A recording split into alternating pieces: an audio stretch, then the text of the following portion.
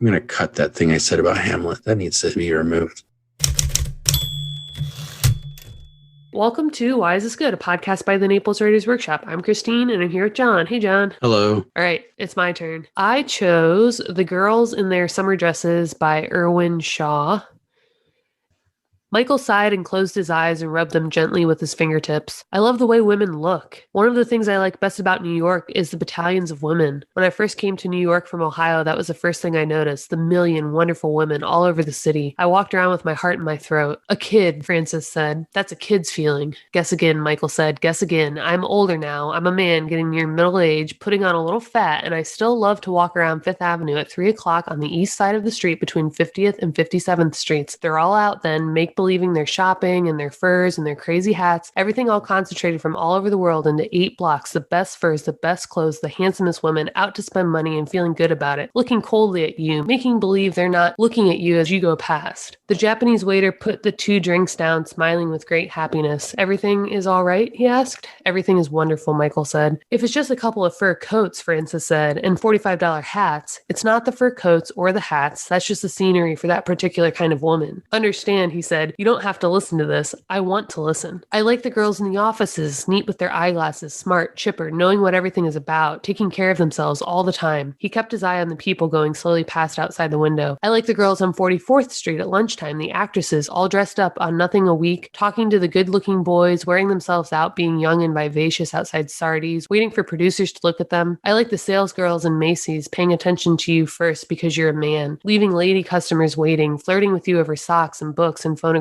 needles. I got all this stuff accumulated in me because I've been thinking about it for 10 years and now you've asked for it and here it is. Go ahead, Francis said. When I think of New York City, I think of all the girls, the Jewish girls, the Italian girls, the Irish, Polak, Chinese, German, Negro, Spanish, Russian girls, all on parade in the city. I don't know whether it's something special with me or whether every man in the city walks around with the same feeling inside him, but I feel as though I'm at a picnic in this city. I like to sit near the women in the theaters, the famous beauties who've taken 6 hours to get ready and look at, and the young girls at the football games with the red cheeks, and when the warm weather comes, the girls in their summer dresses. He finishes his drink. That's the story. You asked for it, remember? I can't help but look at them. I can't help but want them. Okay, so obviously I picked this section because this is when he gets kind of on his high horse and says, all right, here's all of it all at once. High horse. Yeah, just makes for great reading. He's a poet in this moment. So this is obviously a famous story, and like all famous stories, I am coming to it extremely late. And I came across it because the New York Times did a play on it for a headline of a story. The New York Times likes to write about trends that are happening. There's a whole Twitter account that makes fun of this. It's called like, this is happening and the New York Times is on it. And so there's stories that are so obvious in the moment that they're boring to read. Like they had one about men wearing their hair in buns when that was a thing like 10 years ago when it first started. And it's like, you got to think of what people in 50 years will think when they read that article, right? They'll think to themselves, that's weird. I remember that. But when we read it, it sounds so redundant. Anyway, so they had one of these classic stories where it was like men are wearing dresses now. Like that's a normal thing. And it said the boys in their summer dresses. Ah, there you go. Yeah. And I was like, what is this play? And then the intro referenced this story and I went down a rabbit hole, and it was written by Irwin Shaw, like I said, in 1939. So this, I feel similar to me to the story that you shared for a couple reasons.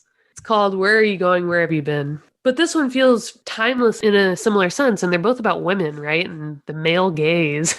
But this is a story about a man like trying to explain to his wife that while he wants to be with her and is with her and thinks she's beautiful, that hasn't stopped him from appreciating every other woman that he ever sees. And this story starts with like an argument because they're having a really nice time and they're out on the city, and the wife says, you're gonna break your neck looking at these girls. And at first it's playful, and then she keeps pushing him, and he kind of doesn't appreciate it at a certain point. She can tell that she's struck a nerve, and that's when she keeps pushing. And then we have this kind of diatribe over drinks. And this is not something he wanted to tell his wife. He says that in the section that I read, but she really wants to understand because she doesn't understand how he can look at them but still love her. What a timeless conundrum, right? I needed to know when this was written, because aside from the section that I read where he's using the word Negro and Chinese and, like listing all the types of women women. It was really hard to tell, was this written in the early 1900s or was it written in the 70s? Like, I don't know. There's no cell phones. New York City is thriving and they go to a Giants game. I don't know. It was just, it could have been anywhere. Giants. Yeah, I was like, I don't know what's happening. But I was surprised to see that it was as old as it was, because to me, this felt modern in the sense that it was extremely honest. A husband and a wife talking about this, and timeless in the sense that there are probably husbands and wives today who have this problem but don't talk about it. And timeless in the sense of this Joyce Carol Oates story that you shared, where it's, here's a teenage girl that's going to get preyed on by adult men. Neither of these problems have been resolved. What would these authors think? And like Joyce Carol Oates, it also happens, the story just happens over the course of an afternoon, over the course of a conversation, where it just kind of builds and there's no tension, there's no climax in this story, but it's this conversation that they keep kind of circling back to, and they're having it as they kind of traipse around the city trying to decide what they're going to do. And they'll decide to step into a restaurant, and they'll talk about that for a second, but then they keep coming back to this, whether intentionally or accidentally. And I thought the way it was written was, I didn't know what I was getting into when I clicked this link, right? And I was like, oh my gosh, I loved it. Had you read it before? I'd never read it, never heard of it. I mean, I think I've heard the phrase before, but I didn't know it was attached to a story. But I think the section you read was the climax, right? Because the story is, each of them gets caught by this idea, right? So when she tries to pull back from it, his mind is still there. When he tries to pull back from it, her mind is still there. So they keep coming back to it because of that, until finally he says, you want to do this? All right, we're going to do this. Let me tell you how I really feel. And then she cries. And then he thinks she has nice legs. And they decide not to go to the Giants game. They decide to go to the country with the boring people instead. The story, it swept me up. It has such energy, and it's just conversation, that back and forth, which, there's so many stories that do this. And we should remind ourselves as writers how much energy dialogue can have, to just grab the reader and just pull them along, especially that kind of good agonistic dialogue where there's people who are kind of wrestling over something, but back and forth. Yeah, this story is really well done. When I finished the first time I read it, I finished it, and I hadn't written any notes, and I knew we were doing it for the podcast, but I just got to the end and I was like, my only comment was, wow. Wow. So helpful. What a good story. That's my takeaway. Wow. Gee golly willikers. Well, to your point about the dialogue moving quickly and kind of sweeping you along, I think you described it too as having momentum. But the other thing at play in this piece is part of what I mentioned, which is that they're literally walking around the city. There's a momentum that way. They're not seated at a table, or they're not trapped in a scene, and we don't have the sense that this is going to be contained somehow. And there's this sense at the beginning that the possibilities are limitless, right? They decide at the beginning of the day, let's spend the whole day together. Let's go to a game, let's go to dinner, and then afterwards, let's go to a movie. When I read that line, I knew I was 33 because I was tired. And they have all these plans, and the same way that they're running through the city and going down this street and that street, and everyone else is around them, and New York City is alive, the conversation feels that much more alive, and the story feels like it's happening, like it's moving. This isn't, like I said, at their dining room table at their house. It's not quiet, it's bustling. And so I think that's effective. Yeah. My reading of this is they were walking down the street, started this conversation, and then went into a bar and stayed there and talked. Yeah. But they're talking about what they could do. They're talking about potential. Okay. Okay. And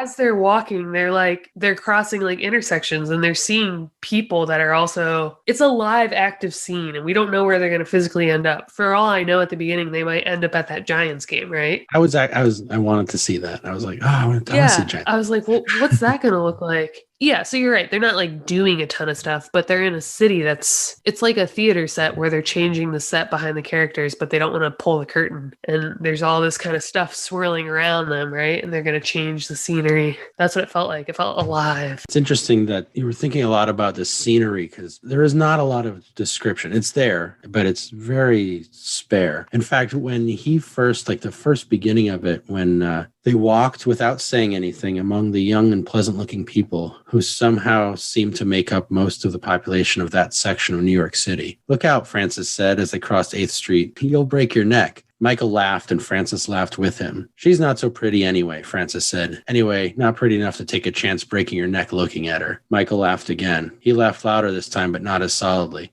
There's no description of the street. There's no description of the woman he's looking at. It comes up later where he describes what she looks at and stuff. But I really like that as a way to introduce this thing, the central conflict, I guess, of the story. You could easily rewrite that. I don't think it would gain or lose anything to put in a little thing about Michael turned his head to watch a so-and-so passing by or whatever. But the fact that it's written this way is very, it's spare, and it focuses strictly on the dynamic between him and her, between Michael and Frances, without bringing anything else into it. The only things that happen in those lines is what they say. They're crossing 8th Street together. Michael laughs. Frances speaks again, and Michael laughs again. There's no he's not reaching out into the scene. It's just the dynamic between the two of them and how they're communicating with each other, which is basically what the whole story is just what they say to each other and their actions they take with one. There's moments when he touches her thigh and he holds her hand to get up on a curb and stuff like that. It's always what's between them. Not always, but it focuses a lot on what's between them. I think it's a great isolated telling.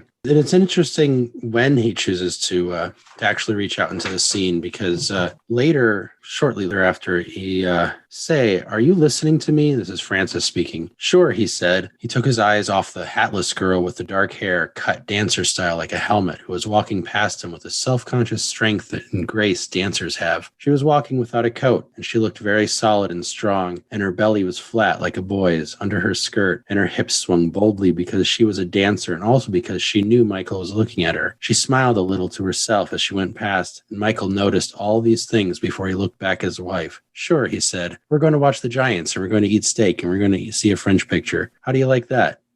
All of a sudden, we're very much focused on this person, whereas in the other one, not even mentioned. It's an interesting choice. I almost read that section because I thought it was a really good description of where his head goes when he looks at these women, right? That's right, yeah. I feel like today we just portray men as drooling at women, but there's a lot more to it, right? He's also coming up with some kind of dynamic between him and the stranger in the 7 steps that she takes and that he watches her for, And that's the thrill of it. Not just taking her in physically, but thinking to himself, what kind of a woman she is and what she's getting from the encounter. And he could be spot on, or he could be, imagining all of it, but that's the thrill. And I thought that was really well done too. Because poor Frances thinks all women are hunks of meat. I have a personality he chose to marry, but I will never be able to compete with the hunks of meat. And it's right, but your husband's not just looking at them. He's also thinking to himself, all of these other things. And she gets into that a little bit. She's like, "Are you ever going to make a move?" And he's like, "No." And she's like, "How could you know that?" And he's like, "You're right, I can't know that." She's like, "I bet you know if you will." And he's like, "I probably will," which is such a sad scene. He basically says, "Yeah, I probably eventually will cheat on you or,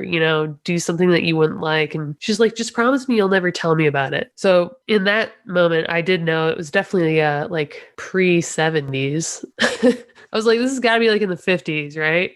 Just keep our happy family together. But yeah, there's just so much to it. And that little description, he could do that to 10 million women on the street and make the story 10 times longer. But he just packed it all into that one. And it was oh, wow, this is it. Yeah, it's probably good that it's only the one that we could get those thought processes for, because it's enough. We know that it happens again. We get to see the character of that kind of what he's doing, what he's thinking, and then we can fill that in later. It's a spareness again, even though it's giving us a lot here, but it allows for that spareness elsewhere. Right. And it also allows you to make this story mostly dialogue, right? There's not even these large sections of prose throughout. Yeah, you get to the big long paragraphs and you realize, oh, that's him, talking for a long time. That's not description. Yeah, pontificating.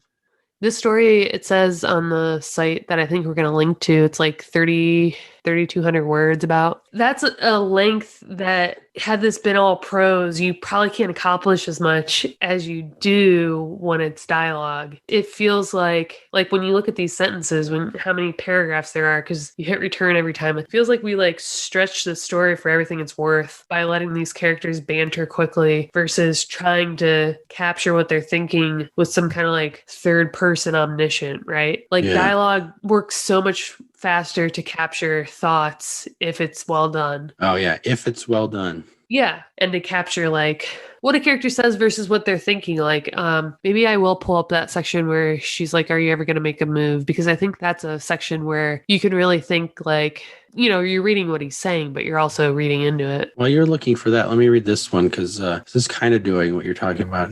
It's right after what I was reading earlier. She's like, "That's it," Frances said flatly. "That's the program for the day. Or maybe you'd just rather walk up and down Fifth Avenue." "No," Michael said carefully, "not at all. You always look at other women," Frances said, "at every damn woman in the city of New York." I love the word damn in that sentence because let her express herself here. "Oh, Right. Come now," Michael said, pretending to joke. "Only pretty ones. And after all, how many pretty women are there in New York? 17?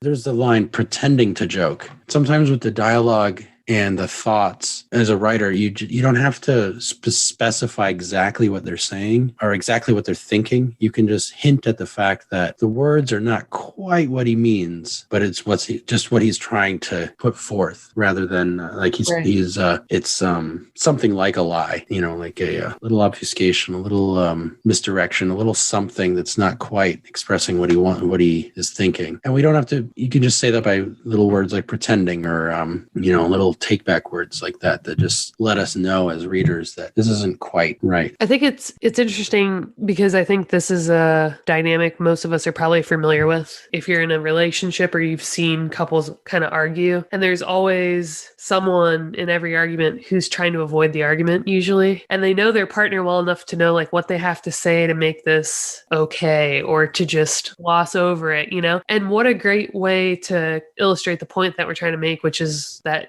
good realistic dialogue is when people say something but might be thinking something different or say something and want it to be interpreted in a certain way. So often we think that dialogue, if it's well done, is clever or something, and it's like, no, dialogue's well done when there's a couple things going on with what they're saying. And this is a really good way to think of it. Like the next time you have characters talking, like maybe they're about to get into an argument and one of them doesn't want to, there's going to be things they say to just skirt the argument that they don't really mean. And that like kind of opens up this idea in your mind of what they could be intending with their words. We always talk about how like novice writers think that characters always speak their minds. It's not true. You'll read these scenes that are so boring because they're like, well, I love you too. Well, that's boring as hell. There's another moment in here that I think it kind of shows that where Frances, okay, so let me just read these two paragraphs. "I hope it's a good game today." Frances, they've decided to drop the conversation, and it says they joined hands consciously and walked without talking. So they're trying to move past this. And finally, she says, "I hope it's a good game today," Frances said after a while, her tone a good imitation of the tone she had used at breakfast and at the beginning of their walk.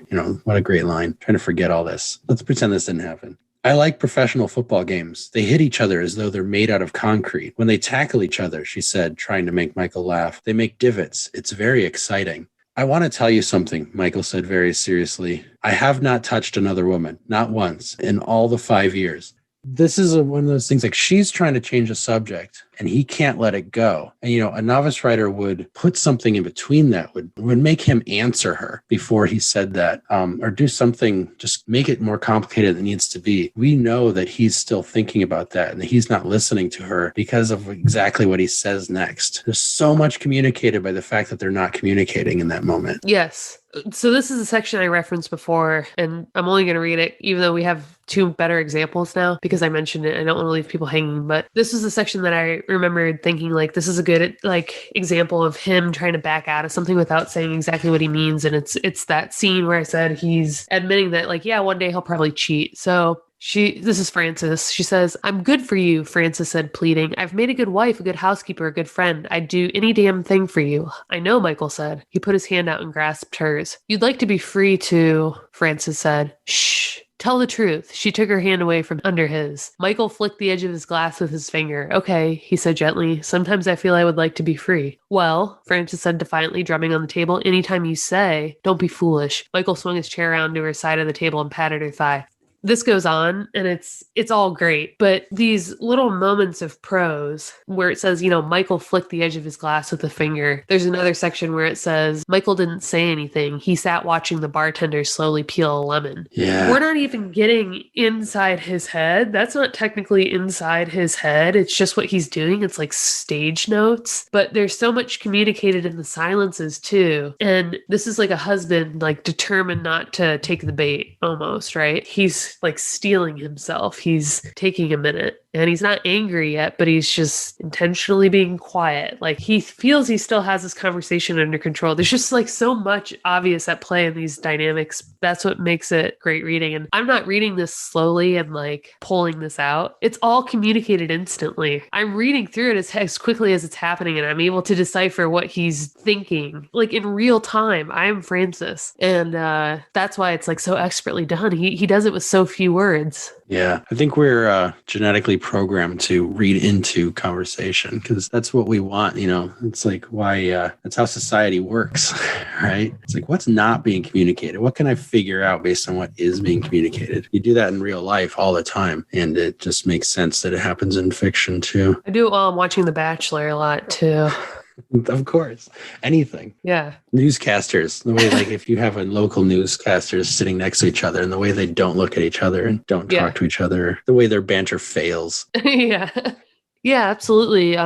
That's a good point, especially when you're watching strangers talk, right? Like people do that game all the time. They see like two strangers arguing in public and you immediately form this whole relationship in your head and you're adamant that it's accurate, right? Because you're just like, watch this. Did you hear what he said? Oh my God, that's what it means. Yeah, I mean, people arguing in couples especially, that's just like drama 101. Yeah, that is my favorite. I think that's the best exercise for writers who want to think about dialogue is to listen to people not communicating to each other. Yeah, I thought you were going to say like eavesdropping too, but yeah. Oh, eavesdrops on it, absolutely, and then just pay attention to it. Yeah, and that's obviously unscripted dialogue is the best to listen to. Don't watch movies and expect to write good dialogue.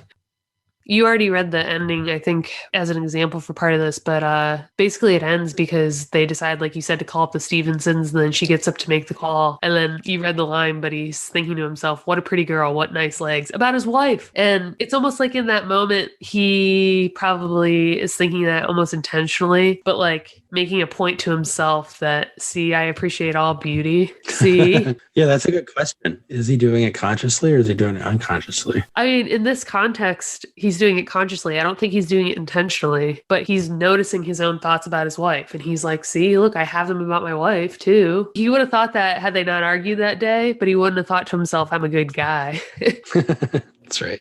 This makes it all better. Yeah. When I read it the first time, I wasn't thinking to myself that this was some kind of a snarky cherry on top, but it felt concise in the argument and it felt like an ending point. And this feels like one of those endings that had I come up with it, I would have been like, oh, it's perfect. Nothing is more perfect than this ending. I just loved it. When I wasn't sure where this was going to end. I wasn't sure that I'd be satisfied, right? And I thought, wow, this is great. Great. Yeah. So do you have a takeaway for this story? I mean, we covered it. My takeaway is dialogue. Do the dialogue. I mean, the way the story does dialogue without needing to do a lot of exposition. You read this 100 times just to find all the moves. You can learn so much from this. It's really good. Yeah. And this is less a takeaway and more like an assignment or something that I think I'll definitely do after this one, which is that, to your point, the strength is dialogue, obviously. But I like that it's a single topic of conversation that continues throughout. Maybe this is only 2 hours, maybe it's an hour. If you can picture like people circling back to a conversation, a point of conversation, it doesn't have to be contentious necessarily. It could be like about gossip or whatever. But if they keep circling back to it, like as they go from breakfast to lunch or breakfast back to the house, or they're in the car and then they're over here, there's something about like the changing location and the fact that it keeps coming up that like signals to the reader that this is it, this is the story. And also it's so real that way. I feel like a lot of times in the inexperienced work that we might read, a conversation of this magnitude or like important somehow might be something that people think happens all at once, and it doesn't. Like some of the biggest arguments and things that you have happen multiple times. and you just keep revisiting it, maybe not in the same day, but like over the course of months even. So if you can think about something, doesn't have to be, like I said, be an argument, but something that you can like really stretch out, I think it could make for like a really good story. And that's like definitely what I'm going to do after this one. Yeah. The way conversations move, and the way that they even try not to talk about it, but it keeps coming back, that is such a great dynamic to steal from, to notice how that happens in an ordinary conversation, even like biggest fight in the world. And then like, oh, something happens, got to deal with it. I think in dialogue, when you're having that kind of extended argument that you're talking about, it's easy to, not easy to, but it's easy to focus too much on it without giving the conversation those moments of breaking away. And, if it's a couple, they will talk about something that they're comfortable talking about before they come back to it. Right. Even if it's not a couple, like a boss and an employee or something who's having a discussion, a customer comes in and they know how to deal with a customer and they deal with the customer, then they come back to that argument or so, something like that. There's always the ability to break it up and show their how good they are at doing what is ordinary for them. Yeah, the dialogue again, we talked about it in the last story too, Joyce Carol Oates, all dialogue. So if you don't write more of it after these 2 episodes, you're doing something wrong. Because I think these are like 2 of my favorites in a long time. Like I like every story that we read, but I think these are 2 that I'll probably continue to refer to many episodes down the road. It's interesting. We did that story, Raymond Carver, what we talk about when we talk about love. Yeah. And we talked a lot about dialogue in that for that episode, but we don't bring it up very much. I don't know why. I meant to for this one, I swear. Yeah, I thought of it too when I was reading it. Yeah, in that one, it's 2 couples and they're talking about whatever, but it has the same era almost. It feels like the same time. They might as well be the Stevensons, and it might as well be that story is going to happen after this one, right? Yeah, that's right. Where 2 couples get around a table and they just like drink and there's no cell phones, so they just have to keep talking. Yeah, there's something really familiar, not just that it's dialogue or anything, but like the content and the era were really similar for me too. But yeah, I'll probably start referring to this one because I picked this one, right? Yeah, there you go. Very good. Well, thanks, guys. If you enjoyed this episode, consider subscribing to our monthly newsletter at our website, napleswritersworkshop.com. And for daily writing tips, industry news, and great short fiction, join our Facebook group at facebook.com/groups/Naples Writers Workshop.